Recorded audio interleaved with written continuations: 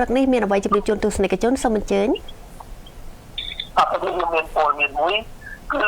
អង្គការខេត្តបៃលិនអញ្ជើញពីនិច្ចការងារកសាងប្រព័ន្ធលូបង្ហូរទឹកនិងការពង្រីកផ្លូវនៅក្នុងទីប្រជុំជនក្រុងបៃលិនបាទចា៎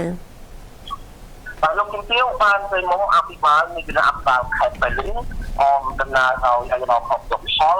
លោកសោសវណ្ណនិងលោកមូលលីណាអង្គការខេត្តលោកទៀតសារៈប្រធានមន្ត្រីសាធារណការនិងប្រតិជនខេត្តរួមទាំងអ្នកជំនាញជាព័ន្ធបានអញ្ជើញពិនិត្យនិងតាមដានសកម្មភាពការងារកសាងប្រព័ន្ធលូបង្ហូរទឹកនិងការពង្រីកផ្លូវនៅក្នុងទីប្រជុំជនក្រុងបៃលិនខេត្តបៃលិនកាលពីពេល3កន្លងមកនេះ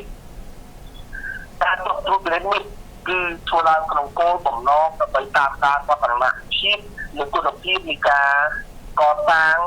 ជាការអនុញ្ញាតសម្ព័ន្ធសាធារណៈដែលកំពុងត្រូវបានអនុវត្តនៅក្នុងទីប្រជុំជនក្រុងបៃលិនពីចំណុចធនាគារកាណាឌាជិតសួនកុមាររហូតដល់ក្លឹបបំបែកក្រាបតាំងមានប៉ុន្តែមាននៅប្រសិទ្ធភាពនិងស្ដារសុខភាពដល់ប្រជាពលរដ្ឋដែលមានការងារនេះគឺមានសារៈសំខាន់ណាស់ចំពោះការអភិវឌ្ឍក្រុងបៃលិននិងការរស់នៅប្រកបដោយភាពសុខដុមរបស់ប្រជាពលរដ្ឋស្របពេលដែលប្រទេសជាតិរបស់យើងមានការអភិវឌ្ឍរីកចម្រើនលើគ្រប់វិស័យលោកជំទាវបានប្រមុខអភិបាលនៃគណៈអភិបាលខេត្តបៃលិនបានមានប្រសាសន៍ណែនាំនិងចង្អុលបង្ហាញដល់ក្រុមការងារជំនាញរក្សាគុណភាពការងារនិងឲ្យប្រញាប់ប្រញាល់ដំណើរការងារឲ្យបានអន់ពេលកំណត់ដោយកាត់បន្ថយការរំខានដល់ការធ្វើដំណើរការរួមទទួលទានរបស់ប្រជាពលរដ្ឋឲ្យបានច្រើនតាមដែលអាចធ្វើបានលោកជំទាវបានប្រកាសថាការពង្រីកផ្លូវនិងការកសាងប្រព័ន្ធលូបង្ហូរទឹកនេះគឺជាការងាររៀបចំដំណាប់ស្លប់នៃកែលម្អសោភ័ណភាពក្នុងខេត្តឲ្យបានស្អាតកន្លងមករដ្ឋបាលខេត្តក៏បាននឹងកំពុងយកចិត្តទុកដាក់ក្នុងការសាងសង់លេខាយាសម្ព័ន្ធការកែលម្អជាច្បាប់សាធារណៈការដាក់ភ្លើងបំភ្លឺលម្អពេលរាត្រី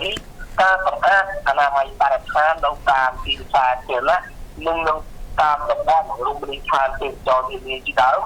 ដែលទទួលបានការកោតសរសើរពីថ្នាក់ដឹកនាំនិងមហាជនការចងមូលដ្ឋានផ្ទាល់និងការត្រួតពិនិត្យរបស់លោកជំទាវអភិបាលខេត្ត